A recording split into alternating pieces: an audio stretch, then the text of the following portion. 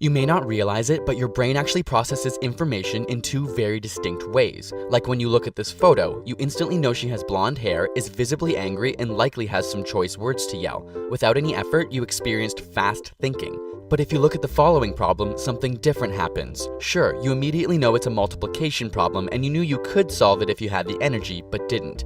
If you do try, your muscles will tense, your pupils will dilate, and your heart rate will increase. Now, you've experienced slow thinking. These two systems of fast and slow thinking dictate much of our perception and reaction in life. Take these lines for example. It's clear that they're different lengths, but if you measure them, they're actually the exact same length.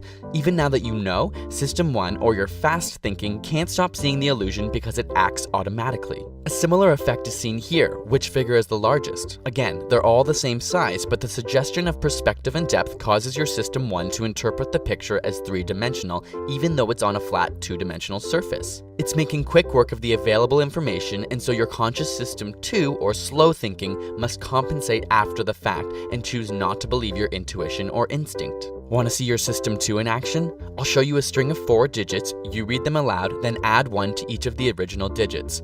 If the card reads 3795, the correct response would be 4806. We'll then go to the next card and you'll do the same, followed by the next card. Ready? Go.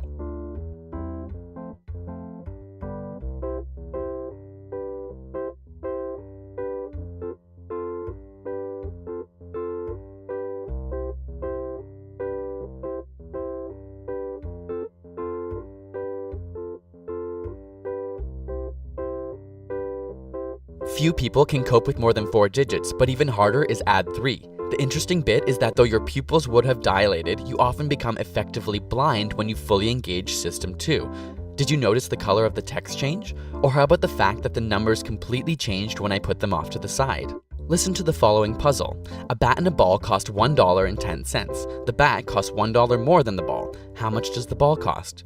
Chances are your System 1 intuition was yelling 10 cents, but this appealing System 1 answer we know is wrong. In fact, the correct answer is 5 cents. Even if you worked out the correct answer, you likely thought of 10 cents along the way. System 1 is trying to work out an answer as quickly and seamlessly as possible, which is extremely beneficial in everyday life. If every activity required full mental effort, it would be exhausting. But knowing this allows us to understand that not all of our first impressions are correct. How many animals of each kind did Moses take into the ark? So few people detect what is wrong with this question that it's been dubbed the Moses illusion. In fact, Moses took no animals, Noah did. Again, our brain invests as little resources as necessary so that things run quickly and smoothly. Because Moses is not abnormal in the biblical context, System 1 unconsciously detects an association between Moses and ark and quickly accepts the question. In a similar way, System 1 generates context without you knowing. Reading each of the following may seem fairly simple. A, B, C, Anne approached the bank, and 12, 13, 14. But your brain actually interpreted these ambiguous statements without you ever knowing. You could have read it as A, 13C or 12, B, 14, but your brain created the context unconsciously. Also, you likely imagined a woman with money on her mind walking towards a building with tellers. But if the sentence before this was, they were floating gently down the river, the entire scene would have changed because bank is no longer associated with money. Without an explicit context, System 1 quickly generates one based on previous experience. In this case, you've likely visited more banks than rivers, and so the context is resolved accordingly. This ties into a concept called priming. For example, if I said wash, how would you complete this word fragment? Most would see soap, but had I just shown you the word eat, you'd be more likely to see soup. In this way, both eat and wash prime your thoughts. Though System 2 likes to think that it's in charge and knows what's going on, the truth is that priming effects have even been shown to affect and modify behavior. These arise in System 1 and you have no conscious access to them.